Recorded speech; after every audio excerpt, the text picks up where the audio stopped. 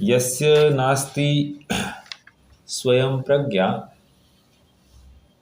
शास्त्रं किं करिष्यति। लोचनाभ्यां विहीनस्य दर्पणम किम करिष्यति। क्या है इसका अर्थ? जिसको अपना खुद का विवेक नहीं है उसको लाखों हजारों शास्त्र क्यों ना हो, वो उनका प्रयोग करना ही नहीं जानता, अर्थात उनके भाव को पकड़ना ही नहीं जानता। तो भले ही उसने अनेकों शास्त्र सुन रखे हो, पढ़ रखे हो, या फिर उसके पास जिनवानी का एक भंडार पड़ा है, उससे उसको कोई लाभ नहीं होता, क्योंकि उसको अपने पास कोई विवेक नहीं है। ठीक उसी प्रकार उदाहरण दे रहे हैं, जिस प्रकार एक अंधे को दर्पण से क्या लाभ है? कोई लाभ नहीं। कितने दर्पण हो उससे कोई लाभ हो सकता? उसको अपना रूप ही नहीं देख सकता। सुंदर बात बताई जा रही है। शास्त्र ज्ञान कराता है किसको? जिनको स्वयं की प्रज्ञा है उनको। मतलब निष्कर्ष इतना ही है, जितना भी ज्ञान होता है हमारे विवेक और समझ से होता है, जबरन शास्त्र के माध्यम से नहीं होता। क्या समझ में आ रहा है क्या? हमको जितना भी ज्ञान हो रहा है, हाँ, प्रवचनकार, जिनवाणी, शास्त्र, इनके माध्यम से नहीं हो रहा है। जितना भी हो रहा है हमारे समझ से हो रहा है और हमारे विवेक के बल पर हो रहा है। अर्थात उस ज्ञान का प्रयोग कैसे करना, ये हमको समझते आना चाहिए। शास्त्र का प्रयोजन उस आत्मा को दिखाना था। यदि इस जीव ने उस आत्मा को देखा ही नहीं, इसमें शास्त्र की क्या कमी है? जीव ने ही विवेक नहीं किया, यथार्थ प्रयोग नहीं किया, इसमें पूर्णता जीव की ही गलती है। एक अच्छी नीति चलती है,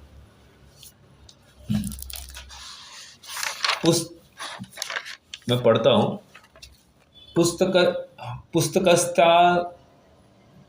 पुस्तकस्था तु या विद्या परम हस्ते गतम धनम, कार्यकाले समुत्पन्ने न सा विद्या न तत् धनम। जितना संस्कृत मुश्किल लग रहा है उतना ही उसका भाव सरल है। कह रहे पुस्तक रूपी विद्या और अपना पैसा यदि किसी पर के पास में है तो वो ज़रूरत पड़ने पर हमारे काम की है। हमने किसी को ब्याज से पैसा दिया, हाँ, वो अगर हमारे ज़रूरत के समय में उपलब्ध नहीं है तो उस पैसे का क्या लाभ? समझ में आ रहा है? जिस समय चाहिए उस समय ही हमको उपलब्ध चाहिए। एक उसी प्रकार इसी को क्या कहते मालूम है? कंठ की विद्या अंठ के दाम, समय पड़ने पर आवे काम। कंठ की विद्या मतलब, कंठ मतलब ये कंठ नहीं लेना, अपना भावश्रुत ज्ञान रूपी कंठ, ठीक है? उसके माध्यम से हमने जितना कुछ अवगत किया है, समझ लिया है, यही विद्या सच्ची है। और हमारे जेब में जितने पैसे वही सच्चे हैं, क्योंकि समय पड़ने पर यही काम आने वाले हैं। अभी आज तो मोबाइल के माध्यम से जो कुछ हो रहा है वो अलग बात, लेकिन समझ लीजिए कि ये समय पड़ने पर काम आते हैं। बाकी बैंक में कितना पैसा पड़ा है उससे क्या फ़र्क पड़ता है? मेरे पास कितना शास्त्र भांडार है इससे क्या फ़र्क पड़ता है?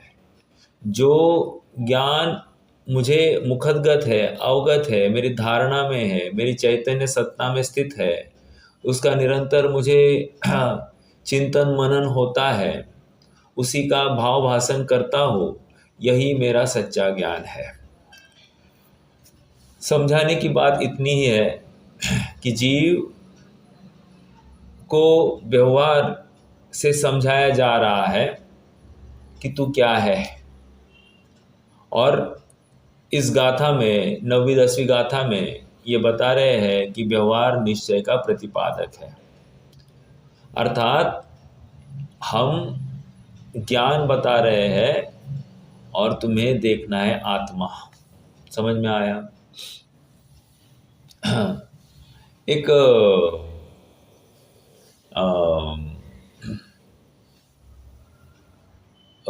मति ज्ञान का भेद है, मैंने पहले भी बताया था। वहाँ उदाहरण दिया है, मात्र पानी में एक हाथी नहा रहा है और कुछ नहीं है, हाथी दिख नहीं रहा है, हाथी की सूंड मात्र पानी के थोड़ी सी ऊपर है। उस सूंड को देखकर हमने हाथी का निर्णय किया, बराबर है कि नहीं? कह रहे वो सूंड छोटी सी, इतना सा भाग ऊपर आया है, उसके ऊपर से हमने उस हाथी का, पूरे हाथी का निर्णय किया कि यहाँ पानी में हाथी है। उसी प्रकार ज्ञान दिखाया जाएगा और अखंड आत्मा का निर्णय कराया जाएगा। ज्ञान दिखाने का जो तरीका है ये व्यवहारात्मक कथन है, और आत्मा देखने की बात जो है वो निश्चयात्मक कथन है। समझ में आ रहा है? इसलिए यहाँ पर यह सिद्ध करे कि व्यवहार निश्चय का प्रतिपादक है। प्रश्न खड़ा हुआ था, व्यवहार ने क्या काम किया? व्यवहार स्वयं से खड़ा हुआ है। एक, किसी ने जबरदस्ती खड़ा नहीं किया। दो, और तीसरी बात, उसने अखंड वस्तु का निर्णय कराया है। याद रखना, यहाँ पर निश्चय श्रुत केवली और व्यवहार श्रुत केवली की बात चल रही है। कोई ऐसा मान ले कि जो आत्मा का पाठी सो निश्चय श्रुत केवली, ऐसा नहीं है। उसका व्यवहार पक्ष भी उतना ही जरूरी है। समझ में आ रहा है क्या? मात्र आत्मा का पाठी होने से निश्चय श्रुत केवली नहीं होता। अगर हम ऐसा माने तो क्या तकलीफ होगी? अरे अभी तो आपने निश्चय श्रुत केवली कहा, कुछ काल में फिर आप निश्चय केवली ही कह दोगे। समझ में आ रहा है क्या? जो आत्मा के ज्ञाता सो निश्चय केवली, और फिर व्यवहार क्या करेंगे? हाँ, व्यवहार पक्ष भी उसका सहचर होना चाहिए, उसके अनुरूप होना चाहिए। हाँ, समझाने की बात इतनी है कि कल साधना बहन ने भी पूछा था कि मात्र आत्मा को जानते ये इतना सा निश्चय श्रुत केवली नहीं है, उसके साथ साथ वो व्यवहार पक्ष भी उतना ही इम्पोर्टेंट है। समझ में आया? एक बात। दूसरी बात, महत्वपूर्ण बात, जिस समय में कोई जीव निश्चय श्रुत केवली है आत्मा को जानने के कारण, उसी समय में वही जीव व्यवहार श्रुत केवली है सर्वश्रुत का ज्ञाता होने के कारण। समझ में आया? निश्चय श्रुत केवली कोई अलग जीव है, व्यवहार श्रुत केवली कोई अलग जीव होगा, ऐसा नहीं। या निश्चय श्रुत केवली की पर्याय जब आत्मा में लीन है और व्यवहार श्रुत केवली की अवस्था जब शुभ उपयोग में है, ऐसा नहीं होगा। समझ में आ रहा है क्या? अब मेरा आपके लिए, सबके लिए एक प्रश्न है। आपको एक ही समय में निश्चय श्रुत केवलीपना और व्यवहार श्रुत केवलीपना घटित करके दिखाना है। कौन करके दिखाएगा? एक ही जीव पर एक ही समय में निश्चय श्रुत केवलीपना और उसी जीव का व्यवहार श्रुत केवलीपना कैसे घटित होता है, ये आपको मुझे बताना है। कोई बताएगा? हेलो। हाँ बोलिए। जैसे यदि लब्धि में द्वादशांक सर्वश्रुत का ज्ञान है और वो उपयोग में अनुभूति कर रहे हैं, हाँ, मतलब जिस समय अनुभूति कर रहे हैं उस समय दोनों घटित होगा। हाँ वियोग में तो आत्मा है और लब्धि सर्वशुद्ध ज्ञान पड़ा है। ठीक है। अब उल्टा लीजिए, मान लो। और हाँ द्वादशांक का मतलब कोई शुभोपयोग में है वो, हाँ द्वादशांक का मतलब कुछ पढ़ रहे हैं कुछ, उस समय शुद्ध परिणति जो बनी है हाँ वो लब्धि में है हाँ और उपयोग सर्वशुद्ध का ज्ञान है। हाँ ठीक है ठीक है ठीक है, ये समझ में आया सबको। एक चार्ट बनाइए आप लोग चाहो तो, बहुत इंटरेस्टिंग होगा आपके लिए, जीवन भर के लिए ये कारगर होगा। 3 कॉलम बनाइए। 2 मिनट ना पंडित साहब, हाँ 2 मिनट में कॉपी और पेन लेगी, 1-2 ही मिनट सर। हाँ जी हाँ। क्या कह रहे थे, देखो और बात समझा तो मैं करूँगा बात। एक ही व्यक्ति, एक ही जीव, एक ही समय में निश्चय श्रुति केवली है, और वही व्यक्ति एक उसी समय में व्यवहार श्रुति केवली। और थोड़ा सा समझाता हूँ और आगे चलता हूँ।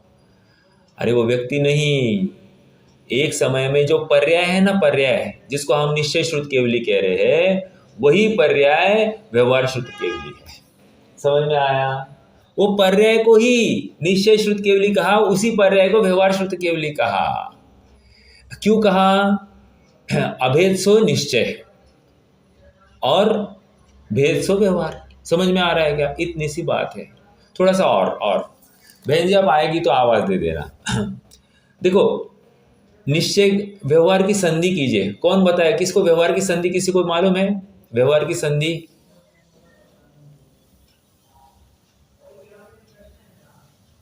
व्यवहार की कोई संधि करके दिखा सकता है? संधि मतलब उस शब्द की संधि कोई करके दिखा सकता है क्या?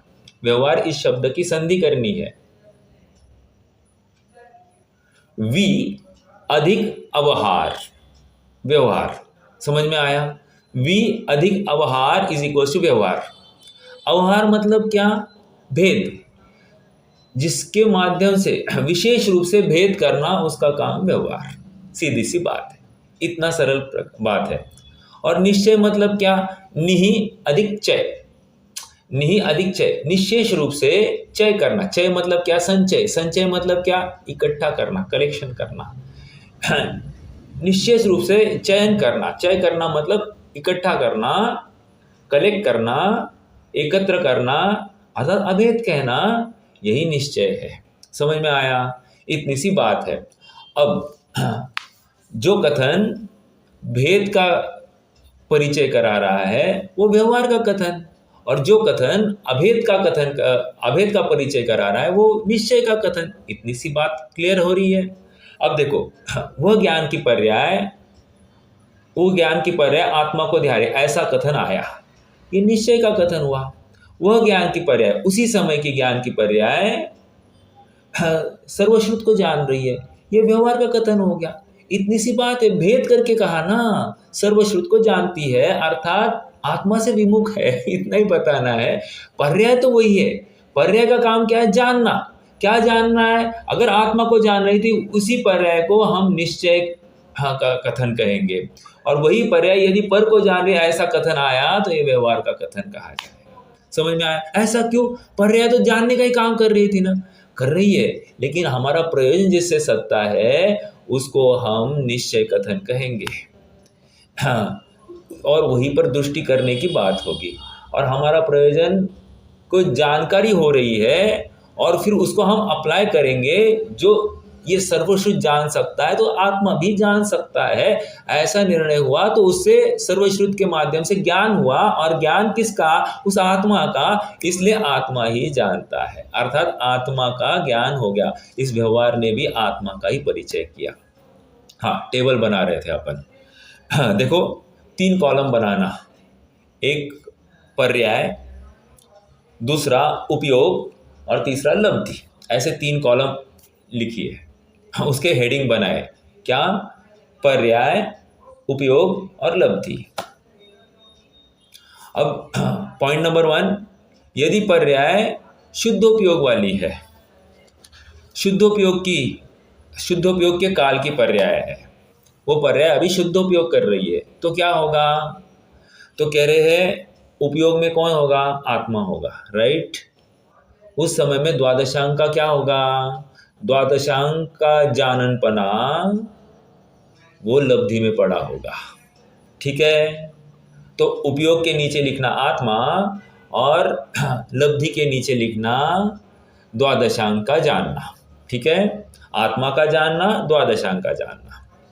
अब दूसरा पॉइंट ले लीजिए, यदि वो पर्याय शुभोपयोग के काल की है, तो जब शुभोपयोग के काल की उस समय उपयोग में क्या होगा? वो शुभ परिणाम, राइट।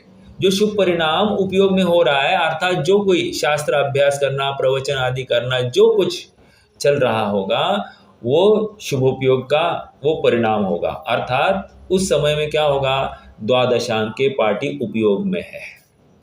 हाँ, द्वादशांक की ही तो बात है, तो द्वादशांक या इस प्रकरण के अनुसार द्वादशांक का की जानकारी, द्वादशांक का ज्ञान, इस सर्वश्रुत का ज्ञान, ये हो गया उपयोग। और लब्धि में क्या पड़ा होगा? आत्मा पड़ा होगा। ये कहाँ से निकला? देखो, ज्ञान के दो भेद होते हैं, एक होता है लब्धि और दूसरा होता है उपयोग, ठीक है। ज्ञान को दो में डिवाइड किया जाता है, एक लब्धि परक और एक उपयोग परक। जितना सब कुछ अभी वर्तमान पर्याय जितनी जान रही है, उन सब संबंधी उपयोग है क्या? नहीं, किसी विशिष्ट संबंधी उपयोग है, बाकी सबका क्या है? लब्धि में पड़ा हुआ है। समझ में आ रहा है क्या? ऐसी ही बात है, जितना उपयोग में होता है उतना व्यापार होता है, लेकिन क्षयोक्षम लब्धि प्लस उपयोग दोनों का मिलकर होता है। क्या कहा? जितना व्यापार होता है वो उपयोगमय होता है, लेकिन क्षयोक्षम दोनों का मिलकर होता है, लब्धि और उपयोग का। इसलिए ये ज्ञान स्वपर प्रकाशी कहा। जब शुद्धोपयोग का काल है तो स्व है आत्मा और पर है वो द्वादशांक का ज्ञान। समझ में आया? और जब शुभोपयोग है उस समय में उस ज्ञान में स्व में क्या पड़ा है? वो उपयोग में द्वादशांक का सार पड़ा है, और पर कौन पड़ा है? वह आत्मा पड़ा है। पर मतलब लब्धि परक। समझ में आया? ये स्वपर प्रकाशी पना सिद्ध हो गया आत्मा का। निष्कर्ष इतना ही है कि एक ज्ञान की पर्याय इतना ही लेना और कुछ नहीं। मुझे ये इतना समझाने का के पीछे का प्रयोजन इतना ही है कि शुद्धोपयोग निश्चय श्रुत केवली कोई अलग व्यक्ति है, व्यवहार श्रुत केवली कोई अलग व्यक्ति, ऐसा नहीं। ये तो खत्म हो गई। निश्चय श्रुत केवली के काल में व्यवहार श्रुत केवली पना नहीं है, ऐसी बात नहीं। निश्चय श्रुत केवली के काल में ही व्यवहार श्रुत केवली पना है, ये नक्की करना है। ओके, ऐसा कभी भी नहीं लेना कि निश्चय श्रुत केवली जब शुद्धोपयोग है उस समय निश्चय श्रुत केवली, और जिस समय में शुभोपयोग है उस समय में व्यवहार श्रुत केवली, ऐसा नहीं लेना। समझ में आ रही है बात? महत्वपूर्ण बात है, क्योंकि निश्चय और व्यवहार एक ही वस्तु के धर्म है। दोनों एक साथ एक वस्तु में समान हैसियत से तिष्ठते हैं। व्यवहार धर्म की तरफ से देखो तो हमको भेद दिखाई दे रहा है, इसलिए वस्तु भेदात्मक ही दिखाई देती है। और निश्चय धर्म की तरफ से देखो तो वस्तु अभेदात्मक ही दिखाई दे रही है। तो जब जिस दृष्टिकोण से देखे हमको वैसी दिखाई दे रही है, तो निश्चय को क्यों हीरो बनाया जाता है? क्योंकि निश्चय के साधन से हमारे प्रयोजन की सिद्धि होती है। वर्तमान में हमने व्यवहार को निश्चय का प्रतिपादक कहा, अर्थात व्यवहार के माध्यम से जो ज्ञान है, सर्वश्रुत ज्ञान, इस सर्वश्रुत ज्ञान की जानकारी जिस पर्याय में हो रही है, वह ज्ञान पर्याय उस आत्मा की तो है। अर्थात ज्ञान पर्याय देखी तो हमको ज्ञानवान अर्थात वो आत्मा दिखाई देना चाहिए। समझ में आया? इतनी सी बात है। अर्थात इस न्याय से इस व्यवहार ने निश्चय का प्रतिपादन किया है, ये बात सिद्ध हो गई है। ठीक है, अब थोड़ा सा जयसेन स्वामी की टीका हम पढ़ने जाने वाले हैं। वहाँ पर थोड़े से भाषा थोड़ी सी अलग भाषित होगी, उसमें से अर्थ भी थोड़ा अलग निकल सकता है, लेकिन हाँ, लेकिन अर्थ तो हम व्यवस्थित। तो निर्जरा तो मतलब कर्म के अभाव का कारण दिखाई, मतलब पाप का, विशेष रूप से पाप के अभाव का कारण दिखाई दे रही है, और पुण्य के विशेष अनुभाग बंध का कारण दिखाई देती है। फिर भी शुद्धोपयोग के काल में ही निर्जरा, विशेष निर्जरा होती है और अरहंता अवस्था या केवल ज्ञान अवस्था प्राप्त होती है। तो बात तो बिल्कुल सही है, बट शक्ति प्रमाण जीव प्रयास तो कर रहा है। जब आत्मा में नहीं रह पाता है तब उसके शुभोपयोग रूप परिणाम पाए जाएंगे, अर्थात द्वादशांग की या सर्वश्रुत की चिंतन मनन उसका देखा जाता है। ठीक है, आप सबको पता है कि मुनिराज 7वें गुणस्थान में 8 घंटा रहते हैं 1/3 काल, और 6वें गुणस्थान में 2/3 काल रहते हैं। अब मेरा प्रश्न है, वो 2/3 काल वे आत्मा में नहीं बैठ पाएंगे, नहीं बैठ पा रहे, तो वे क्या करेंगे? तो द्वादशांग रूप ही चिंतन चलता है, प्रयोजन शुद्धात्मा की प्राप्ति ही है। देखो, प्रवचन सार के मोक्ष मार्ग प्रज्ञापन अधिकार में एक प्रकरण आया, यदि मुनिराज लेप को प्राप्त होऊंगा इस भय से शुद्धोपयोग का हट करे और शुभोपयोग रूप कार्य में प्रवृत्ति ना करे तो महालेप को प्राप्त होंगे। मतलब क्या? जैसे विहार करना, आहार करने जाना, इसको क्या है यार, बहुत पाप हो जाएगा, गमन आदि करना क्रियाओं में, तो इसलिए नहीं जाए, और शुद्धोपयोग का ही जिद करे, तो तकलीफ ये है कि वे अल्पलेप से बचने के पीछे महालेप को प्राप्त हो जाएंगे, अर्थात हो सकता है वे मिथ्यात्व में भी आ जाए। समझ में आ रहा है क्या? इसलिए जिस भूमिका में जो जीव है उस भूमिका का आदर करता हुआ वो आगे बढ़े। हाँ, प्रयास तो शुद्धोपयोग का ही होता है, इसमें कोई दो राय नहीं है, लेकिन छल ग्रहण नहीं करे। मतलब जो 2/3 काल है नियम से उनको शुभोपयोग ही होता है, उस समय में वो क्या करेंगे? आत्मा की भावना करने के लिए 12 भावना आदि का चिंतन करते हैं, और उसके बल पर ही फिर से वो तीव्र जोश आता है कि आत्मा को ध्याया जाए। समझ में आ रहा है? तो बात इतनी है कि शुद्धोपयोग के बल पर ही भूमिका बढ़ती है, और शुभोपयोग के बल पर भूमिका तो नहीं बढ़ती है, लेकिन ऊपर की भूमिका में जाने के लिए वो कारगर है, निमित्त है। इसलिए मोक्ष मार्ग प्रकाशक 248 पेज, मोक्ष मार्ग 2 नहीं है, मोक्ष मार्ग का निरूपण 2 प्रकार से किया है। जो सत्यार्थ रूप है सो निश्चय मोक्ष मार्ग, परमार्थ मोक्ष मार्ग, और जो परमार्थ तो नहीं है लेकिन परमार्थ का सहचर है वो व्यवहार मोक्ष मार्ग, निमित्त भूत जो है वो व्यवहार मोक्ष मार्ग। अब यहाँ पर इस गाथा में वैसे घटित करके देखिए, श्रुत केवली 2 नहीं, श्रुत केवली का निरूपण 2 प्रकार से है। जो आत्मा को ध्या रहे हैं वे निश्चय श्रुत केवली, वो कथन निश्चय श्रुत केवली का है, और जो श्रुत केवली पना तो नहीं है, निश्चय श्रुत केवली पना तो नहीं है, लेकिन उनका सहचर है, अर्थात उस भूमिका में 4 ज्ञान का धारी द्वादशांग के पाठी पाए ही जाते हैं। ऐसा सर्वश्रुत का ज्ञान ये व्यवहार श्रुत केवली पना है। समझ में आओ? सहचर है। देखो, दुनिया को सर्वश्रुत नहीं दिखाई देगा, निश्चय श्रुत केवलीपना नहीं दिखाई देगा, दुनिया को सर्वश्रुत दिखाई देगा। जैसे मैंने कहा भद्रभाव अंतिम श्रुत केवली थे, आपको क्या दिखाई दे रहा है? भद्रभाव अंतिम श्रुत केवली थे, आपको क्या दिखाई दे रहा है? यही दिखाई दे रहा है ना, द्वादशांग के पाठी, अंतिम व्यक्ति जिसको द्वादशांग का ज्ञान था, बराबर। इसके आगे हमको और कुछ नहीं दिखाई दे रहा। हम कहाँ निर्णय कर पा रहे कि ये आत्मा के आश्रित इनको ये द्वादशांग का ज्ञान प्रकट हुआ था? हम आत्मा देख ही नहीं पा रहे। इस कथन का अर्थ ये है कि द्वादशांक के पार्टी कहकर आप आत्मा में आत्मा की लीनता पूर्वक ये उसकी साधना पूर्वक ये अवस्था उन्होंने प्रकट की है। ये हमको समझना चाहिए, ठीक है, उस पर्याय में। लेकिन दोनों है, निश्चय श्रुत केवलीपना और व्यवहार श्रुत केवलीपना दोनों घटित होता है, ठीक है। चलिए मुझे लगता है कि समाधान हो गया होगा आपके प्रश्न का। हेलो। हाँ हेलो। ठीक है, बाद में और पूछिए। हाँ जी,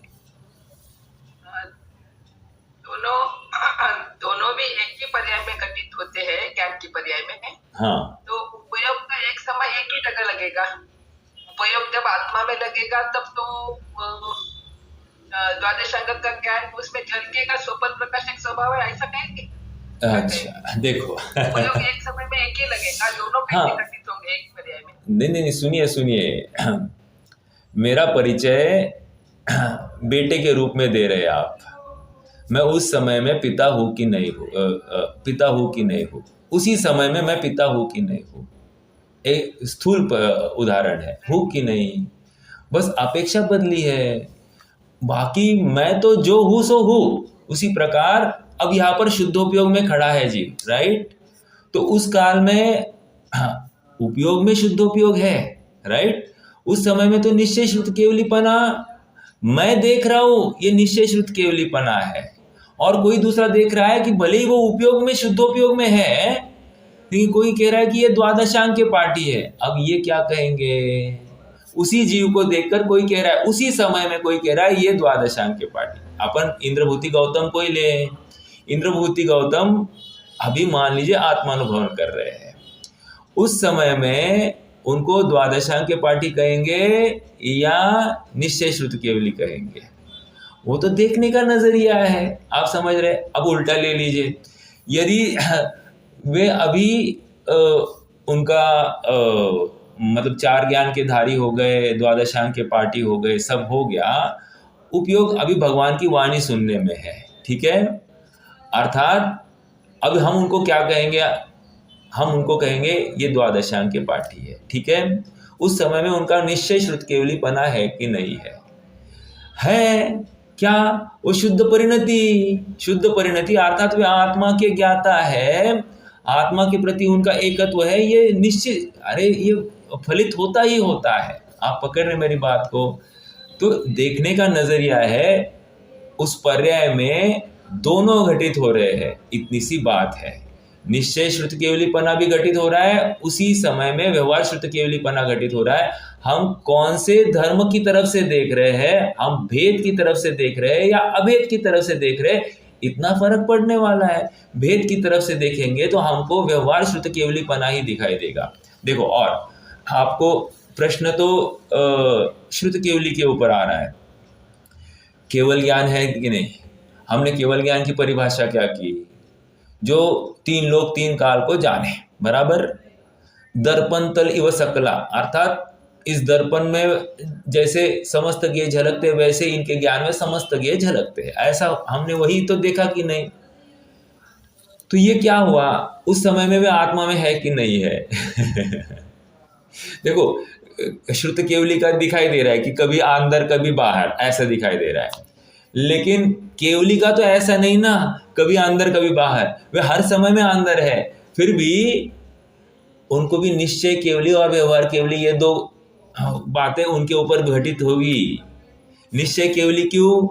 क्योंकि वे आत्मा के ज्ञाता है, आत्मा को जान रहे हैं, आत्मा में लीन है, ठीक है। और व्यवहार केवली क्यों? क्योंकि तीन लोग तीन काल जान रहे हैं।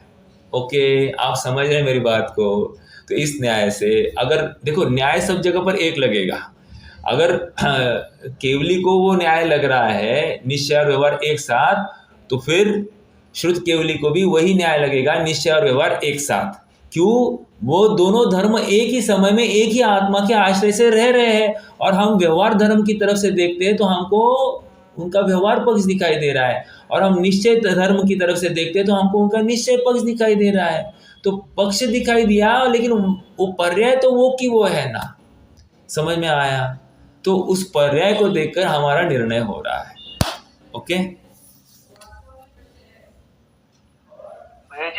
कंजर गौतम के बाद सिर्फ जो श्रुत केवली हो गए, हम्म। तो 5 मिनट आगे श्रुत केवली बोले जाएगा गौतम के बाद में उनके गौतम के बाद। गौतम के बाद में उनके 10 भाई, सॉरी 10 जन गणधर हुए हैं। वे तो केवली हुए ही हुए, श्रुत केवली हुए, बाद में केवली भी हुए, और उतने ही नहीं सैकड़ों जीव हुए होंगे। हाँ, लेकिन जब ये अनुबद्ध केवली खत्म हो गए, अनुबद्ध केवली के बाद में भी अनेक केवली हुए हैं, और केवली होने के, केवली मतलब केवल ज्ञानी, और उनके बाद में जो 5 श्रुत द्वादशांक के पाठी हुए, वो उनकी बात चल रही है, जो बद्रबाहु अंतिम श्रुत केवली थे। ऐसा है, ठीक है।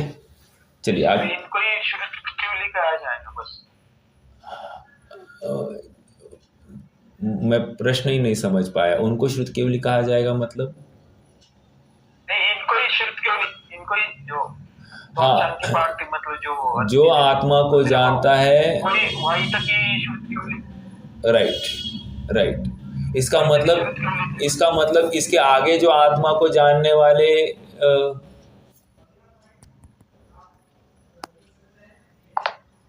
जो सर्वश्रुत ज्ञान है वह आत्मा ही है।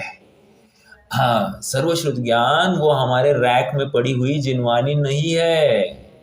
वो मतलब वो जिनवानी, उसको सर्वश्रुत ज्ञान नहीं कह रहे हैं, इस ज्ञान की अवस्था को सर्वश्रुत ज्ञान कह रहे हैं।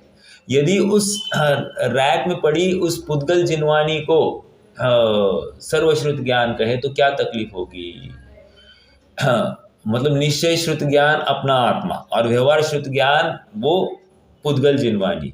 मतलब दूसरे द्रव्य में हमने जिनवानी मतलब ज्ञान की स्थापना कर दी, जो कि है नहीं। समझ में आया? वो निमित्त रूप हो सकती है, ठीक है, बट निश्चय परक नहीं हो सकती। वो असद्भुत व्यवहार है, और अपने ज्ञान की पर्याय ये सद्भुत व्यवहार है। समझ में आया? और यहाँ पर निश्चय और व्यवहार एक ही वस्तु में तो घटित होता है, एक ही समय में घटित होता है। और सुनिए, जब निश्चय होगा तभी साथ साथ व्यवहार की स्थापना होगी। निश्चय ही नहीं है, मात्र व्यवहार अकेला खड़ा नहीं रह सकता। समझ में आया? व्यवहार की स्थापना निश्चय के बल पर हुई है। ओके, मतलब आत्मा को जान रहे हैं, इसलिए जो कुछ उचित व्यवहार उस भूमिका में पाया जाता है, उस पर्याय में उसकी चर्चा होगी। ओके, आइए। हाँ, इसलिए अन्य पक्ष का अभाव होने से ज्ञान आत्मा ही है, यह पक्ष सिद्ध हुआ। ज्ञान अर्थात भेद क्या है? आत्मा है, अर्थात अखंड वस्तु, अभेदात्मक वस्तु। हो गया ना? भेद से अभेद की तरफ आ गए कि नहीं? अर्थात भेद ने अभेद का निर्णय कराया कि नहीं, परिचय कराया कि नहीं, प्रतिपादन किया कि नहीं किया? बस इसी बात को सिद्ध कर रहे हैं। प्रश्न ऊपर क्या था उत्थानिका में? अब व्यवहार निश्चय का प्रतिपादक है, यही तो सिद्ध करना था। तर्क और युक्ति के माध्यम से यह सिद्ध किया गया। देखो, इसलिए अन्य पक्ष का अभाव होने से ज्ञान आत्मा ही है, यह पक्ष सिद्ध हुआ। इसलिए श्रुत ज्ञान भी आत्मा ही है, इसलिए श्रुत ज्ञान भी आत्मा ही है। और मेरा प्रश्न है, मन पर्य ज्ञान और अवधि ज्ञान ये आत्मा है कि नहीं है? और मति ज्ञान आत्मा है कि नहीं है? और केवल ज्ञान आत्मा है कि नहीं है? समझ में आया? हाँ, क्योंकि वो अनात्मा नहीं हो सकता, इतनी सी बात है। आगे क्यों नहीं हो सकता? क्योंकि वो जानता है, जो जानता है सो ज्ञान, जो नहीं जानता वो ज्ञान नहीं। ओके, देखो, हाँ, कोई टेप है ना? टेप में कोई प्रवचन लगा, अभी हम डेली सुबह सुबह कोई भक्ति आदि लगाते होंगे, तो किसके परिणाम मंद होते हैं? उस टेप रिकॉर्डर के, उस रेडियो के परिणाम मंद होते हैं, या जानने वाले के परिणाम मंद होते हैं? जानने वाले के होते हैं कि नहीं? इसका मतलब वो पुद्गल जो है, जो भाषा वर्गणाखिरी है, वो ज्ञान है या नहीं है? वो अनात्मा ही है। क्यों? क्योंकि उसमें ज्ञान के साथ तादात्म्य नहीं है। समझ में आया? अगर वो ज्ञान होती तो सबसे पहले सम्यक तो उसको होता, उस टेप रिकॉर्डर को सम्यक तो होता, लेकिन हुआ नहीं है ना। जैसे अभी मैं डेली इस लैपटॉप के सामने बैठकर बोलता हूँ, तो सारी तत्व की बातें बोली और तत्व की बातें इसने स्वीकार करके यहाँ से ध्वनित हो गई है, राइट? किसी व्यवस्था के माध्यम से ध्वनित हो गया, आप सब सुन पा रहे हैं, राइट? लेकिन सबसे पहले किसने सुनी? इस लैपटॉप के स्पीकर ने सुनी।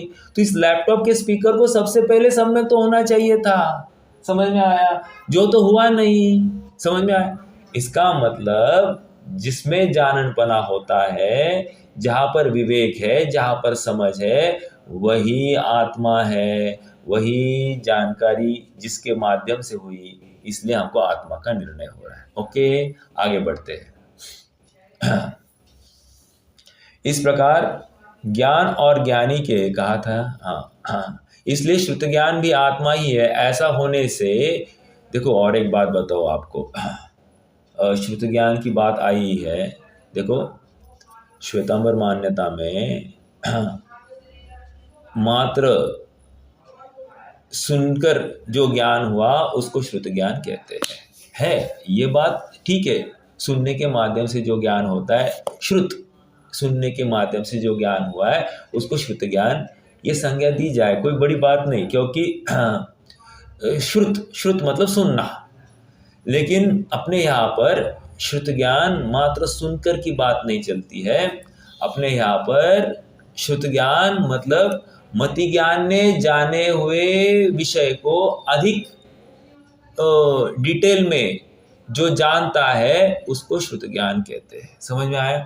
मति पूर्वम, है ना, श्रुतम मति पूर्वम द्वयनेक द्वादश भेदम, अर्थात मति पूर्वक जो विशेष जानना हुआ है सो श्रुत ज्ञान। ओके, हाँ बोलिए मुकेश भैया, प्रश्न है आपको?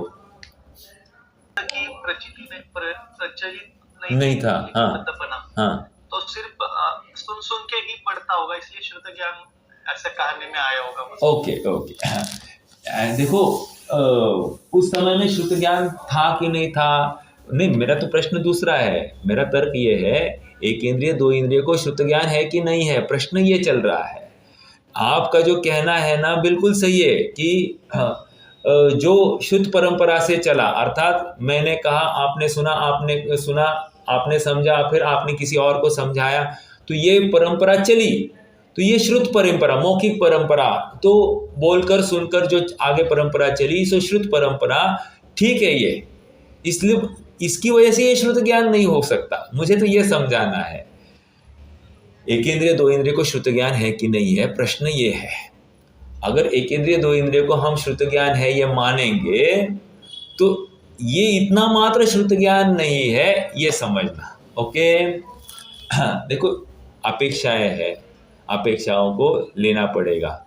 हाँ, तो जैसे ये अभी इसको द्रव्य श्रुत कह रहे हैं, फिर से अभी और एक तर्क, ये द्रव्य श्रुत है। द्रव्य श्रुत मतलब क्या? श्रुत मतलब ज्ञान है, राइट? श्रुत मतलब कोई, हमको श्रुत मतलब क्या होता है कि हमको कोई तो लिखी हुई चीज़ समझ में आती है या कोई कही हुई चीज़ ध्यान में आती है, उसको हम श्रुत मान लेते हैं। लेकिन सचमुच श्रुत मतलब ये ज्ञान की अवस्था है, ये पहले नक्की करना। मति श्रुतावधि, मति श्रुत जो है ये ज्ञान की अवस्था है, उस ज्ञान का नाम श्रुत है। ज्ञान का नाम श्रुत है, इसलिए सुनकर हुआ ऐसा बिल्कुल नहीं समझना, मुझे इतना समझाना है। ज्ञान मति ने जाने हुए विषय को अधिक विशेषता से जो जाने सो श्रुत ज्ञान। ओके, नहीं तो गड़बड़ हो जाएगी, इतनी सी बात है। ओके, चलिए आगे बढ़ेंगे।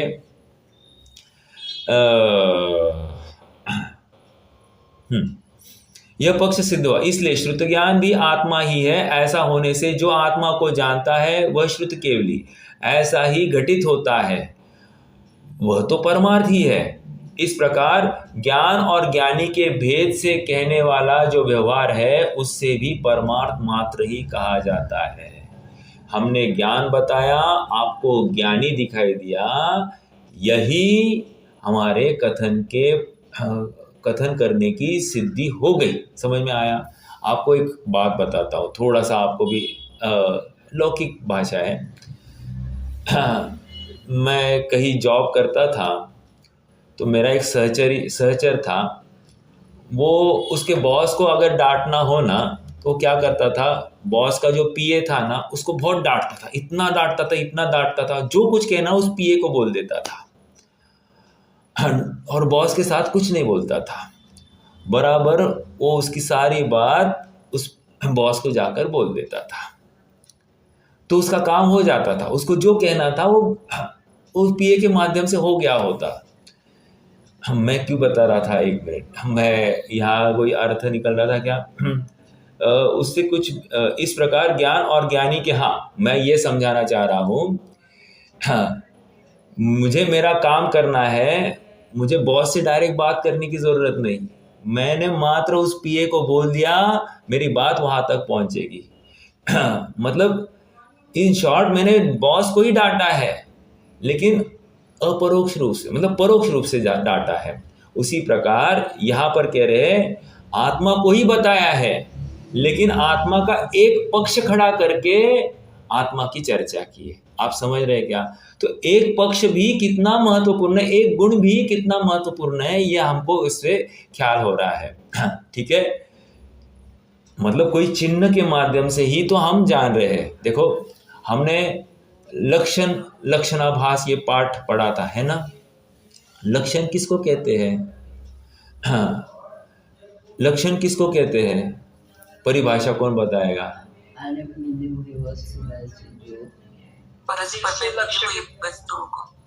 परस्पर मिली हुई वस्तुओं को जो पृथक करके दिखाए, जिस हेतु के माध्यम से पृथक किया जाए, उसको लक्षण कहते हैं। परस्पर व्यतिकरे सति ये नान्यत्वम, हाँ, लक्ष्यते इति लक्ष्यम, है ना?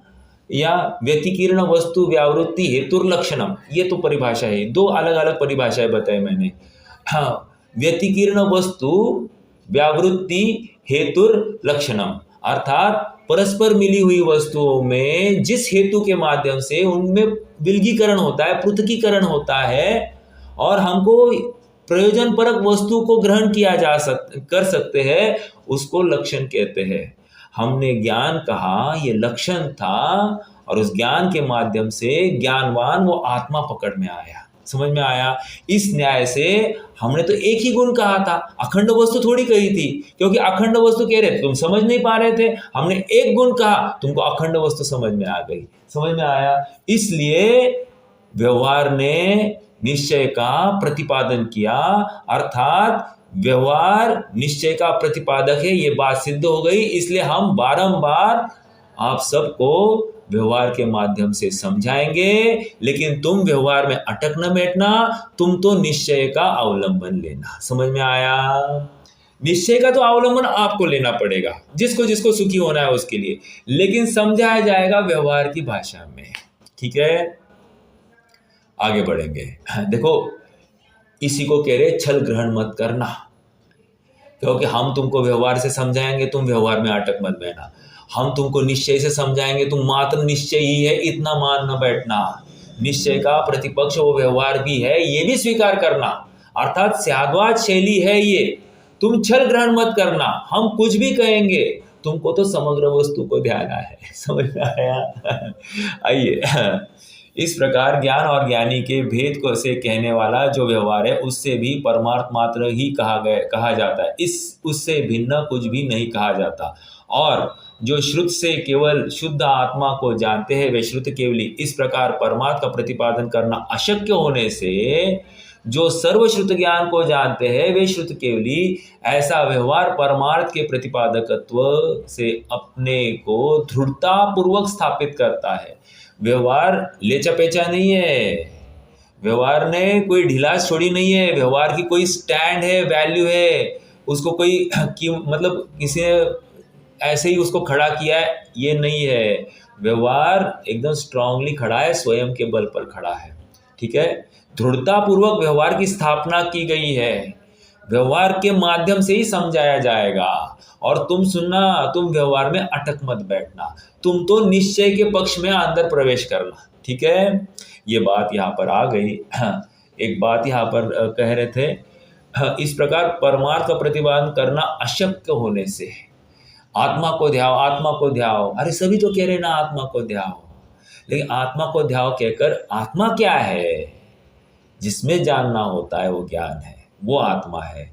क्योंकि सभी ऐसा नहीं ना मानते, सभी कहते हैं आत्मा है, नित्य है, शुद्ध है, सब बोलते हैं, लेकिन वो पक्ष नहीं दिखाते। आत्मा के को ध्यान के नाम पर श्वासोश्वास पर ध्यान कराते। साधना बहन जी उनके भाई के बाद जिक्र कर रहे थे, वो रेचक कुंभक करते हैं, श्वासोश्वास में इस प्रकार अपने उपयोग को स्थिर कर देते हैं कि उनको लगता है कि स्थिरता हो गई, और सचमुच स्थिरता होती है। अरे ये पवन विद्या ऐसी है, मतलब श्वासोश्वास की विद्या ऐसी है, इससे मतलब इस साधना के बल पर ना हम ऊपर भी उठ सकते, ऊपर उठ सकते मतलब इस शरीर को ऊपर उठाया जा सकता है, इतनी सिद्धि कर सकता है कोई जीव। ठीक है, तो ये पंडित साहब ने 5वें अध्याय में कहा है, लेकिन ये इसके माध्यम से आत्मानुभवी होता है ऐसा कुछ नहीं है। इतनी सब बातें हो गई, लेकिन इसके कारण कोई आत्मानुभवी होता है ऐसा नहीं है। ठीक है, हाँ, जैसे कुंद स्वामी को चारण रिद्धि प्रकट हो गई, ऐसा कह रहे कि नहीं, तो चारण रिद्धि के कारण उनकी महत्ता है या आत्मानुभवन के कारण उनकी महत्ता है? हमको नक्की क्या करना है? देखो, हमको चारण रिद्धि की वैल्यू कितनी है, अरे क्या ग्रेड यार, अभी पीछे नहीं, कुछ नहीं, जीव हिंसा नहीं, कुछ नहीं, कुछ नहीं, हमको क्या दिखाई दे रहा है? हिंसा सब दिखाई, हमको आत्मा दिखाई दे रहा है क्या? यहाँ वो बात ही नहीं, चारण रिद्धि कहकर वे आत्मा दिखाना चाहते थे, तुम भी आत्मा का अनुभवन करो, दिखा रहे हैं लड्डू, हाँ, और तुम्हें उस लड्डू का भोग करना है, मात्र लड्डू देखकर खुश नहीं होना है। समझ में आया? और हम लोग उन लड्डू देखकर खुश हुए हैं, इसलिए आचार्य देव कह रहे छल ग्रहण नहीं करना। ओके, हाँ, ये व्यवहार ने निश्चय का प्रतिपादन किया है। समय है, आगे बढ़ते हैं। भावार्थ, जो शास्त्र ज्ञान से अभेद रूप ज्ञायक मात्र शुद्ध आत्मा को जानता है वह श्रुत केवली है। जो शास्त्र ज्ञान से अभेद रूप ज्ञायक मात्र शुद्ध आत्मा को जानता है वह श्रुत केवली है। आगे बढ़ते, थोड़ा और पढ़ेंगे। यह तो परमार्थ निश्चय कथन है, और जो सर्वशास्त्र ज्ञान को जानता है उसने भी ज्ञान को जानने से आत्मा को ही जाना है, क्योंकि जो ज्ञान है वह आत्मा ही है। इसलिए ज्ञान ज्ञानी के भेद को कहने वाला जो व्यवहार है उसने भी परमार्थ ही कहा है, अन्य कुछ कहा नहीं है, अन्य कुछ नहीं कहा।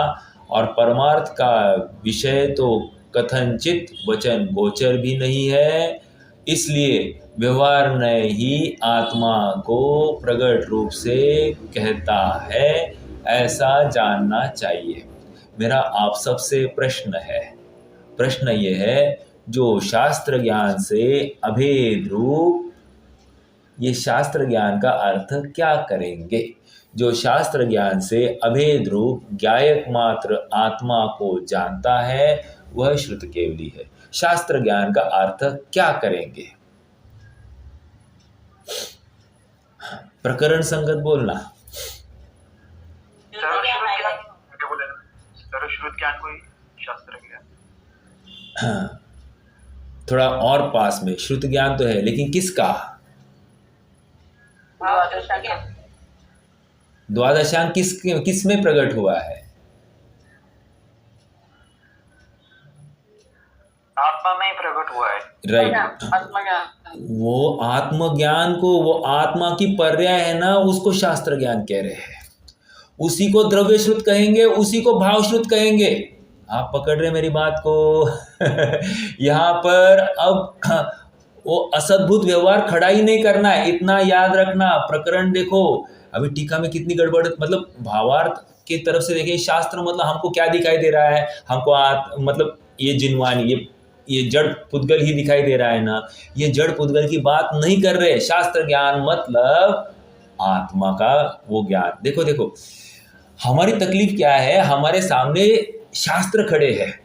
आप थोड़ा सा पीछे चलिए, चौथे काल में, इवन पांचवें काल का जो भद्रभाऊ तक के या उसके 600 साल तक के परिपाटी को क्या हो रहा था, मौखिक रूप से बात चल रही थी कि नहीं। अब वहां पर शास्त्र ज्ञान का अर्थ क्या करते आप, ये बताओ, वहां पर शास्त्र ज्ञान का अर्थ क्या करते? आप पकड़ रहे? हमको शास्त्र ज्ञान कहते हैं, हमको क्या दिखाई दे रहा है, हमको द्रव्य श्रुत मतलब लिपिबद्ध जो जिनवानी है वो, उसको हम शास्त्र ज्ञान कह रहे हैं। नहीं, ऐसी बात नहीं है। और सुनिए, मात्र लिपिबद्ध ही नहीं, वो जो वचन है उसको भी शास्त्र ज्ञान नहीं कहेंगे। समझ में आ रहा है क्या? शास्त्र ज्ञान मतलब वह ज्ञान की पर्याय, ओके उसी को द्रव्य श्रुत का है, मतलब जिसमें द्रव्य श्रुत का जानना हो रहा है, द्रव्य श्रुत का विषय जिसमें जानने में आ रहा है, वो ज्ञान पर्याय की बात चल रही है। ठीक है, अब इस ज्ञान पर्याय ने क्या किया, जो शास्त्र ज्ञान से अभेद रूप गायक मात्र शुद्ध आत्मा को जानता है। इस शुद्ध का अर्थ कौन बताएगा मुझे? शुद्ध आत्मा को जानता है, यहां पर शुद्ध कह रहे, शुद्ध आत्मा मतलब कौन? पूरा अभी 10 गाथाओं का सार इस शुद्ध आत्मा के लिए लगाना है। बोलिए, मात्र 8 महीने का विषय मत बताना, वह तो मैं समझ रहा हूं। प्रमत अप्रमत से रहित। राइट, मैं ये चाहता हूं, एकत्व विभक्त आत्मा, पर से भिन्न, अपने से अभिन्न। ठीक है, और कौन सा? वो जो प्रमत्त अप्रमत्त नहीं, ऐसा शुद्ध। और कौन सा? जो भेद को प्राप्त होता नहीं, ऐसा शुद्ध, उस आत्मा। अब देखो, ये ज्ञान पर्याय एक समय की है, राइट? वो अपने को कैसे देख रही है? हाँ, अपने को सामान्य, हाँ, अभेद, नित्य, एक, ऐसी वो ज्ञान पर्याय स्वयं को देख रही है। ठीक है, अपने में परिपूर्ण, अपने में स्वयं पूर्ण, ऐसा वो अपने को अनुभव करी। ज्ञान की पर्याय अपने को ही देख रही है। क्या कहा? ज्ञान की पर्याय अपने को ही देख रही है, वो ध्रुव नहीं देख रही है, वो अपने को ही देख रही है बस। और मान लो सर्वश्रुत को जान रही, तो ज्ञान की पर्याय अपने को ही देख रही है, उस समय में भी अपने को देख रही है, लेकिन उसका विषय भेदात्मक है। समझ में आया? लेकिन जब अपने को ही देख रही है, उसका विषय वो शुद्ध आत्मा है, तो वहां में उस समय में इस जीव को विकल्प ही नहीं उठता है, उसको रोमांच उत्पन्न होता है, अर्थात आंख से आंसू आने लग जाते हैं और वो आनंद की लहर आ जाती है। कहने की बात इतनी है कि ये शास्त्र ज्ञान से अभेद रूप ज्ञायक मात्र शुद्ध आत्मा को जानता है, अर्थात वो ज्ञान की पर्याय ही अपने को देख रही है। क्यों? ऐसा कैसे कह रहा हूं मैं? देखो, ज्ञान की पर्याय अपने को, ज्ञान का डबल रोल है, ज्ञान जानता भी है, ज्ञान जानने में आता भी है। समझ में आया? ज्ञान तत्व प्रज्ञापन अधिकार, ज्ञेय तत्व प्रज्ञापन अधिकार, क्या था ये? अरे ज्ञान की तो चर्चा चल रही थी, ज्ञान जानता भी है, ज्ञान जानने में भी आता है। देखो, सर्वगत नहीं था और सर्वगत नहीं था, और कौन सा नहीं कहेंगे भाई उसमें? हाँ, सबको जानता है और सब जानने में आते हैं, बराबर। तो सब जानने में आते, तो असर्वगत नहीं से सब कुछ अपने आत्मा में भी दिखाई दे रहा है ना। तो कहने की बात, ज्ञान जानता भी था और ज्ञान जानने में आ भी रहा है। आप पकड़ रहे मेरी बात को? तो ये ज्ञान की पर्याय जान भी रही है, क्या? स्वयं को, बस इतनी सी बात है। और स्वयं को कैसे जान रही है? अपने को एक, सामान्य, नित्य, अभेद ऐसे देख रही है, बस। इसको अनुभव हो गया, अर्थात देख रही है, ये वचनात्मक मैं रख रहा हूं, वो तो अपने में लीन हो गई है। ये ज्ञान की पर्याय में अब वो विकल्प ही नहीं, मैं शुद्ध हूं, मैं बुद्ध हूं, ऐसा वो विकल्पों से पार उतर गई है, और इसी को एक शुद्ध ज्ञायक आत्मा को ध्या रही है, अर्थात ये निश्चय श्रुत केवलीपना हो गया। आप पकड़ रहे इस बात को? आगे वह श्रुत केवली है। समय हो गया है, इतना पैराग्राफ पढ़ लेते हैं, फिर कल तात्पर्य का हिंदी का मुझे एक अंश आपके सामने पढ़ना है, बहुत इंपॉर्टेंट है। यह तो परमार्थ निश्चय कथन है, कथन। और जो कथन मतलब क्या, हरे कोई श्रुत ज्ञान ऐसे ज्ञानवान को देख रहा है, तो देखते समय में उसका निरूपण कर रहा है, ठीक है। और जो सर्व शास्त्र ज्ञान को जानता है, उसने भी ज्ञान को जानने से आत्मा ही जाना है। अभी सर्वशास्त्र ज्ञान को जानता है मतलब क्या, अरे उस द्वादशांग रूप ज्ञान का ही ज्ञान किया ना, तो द्वादशांग रूप ज्ञान का ज्ञान कहाँ हुआ, उस आत्मा में ही हुआ ना, तो जो जिसने जाना वो आत्मा ही हुआ, ठीक है।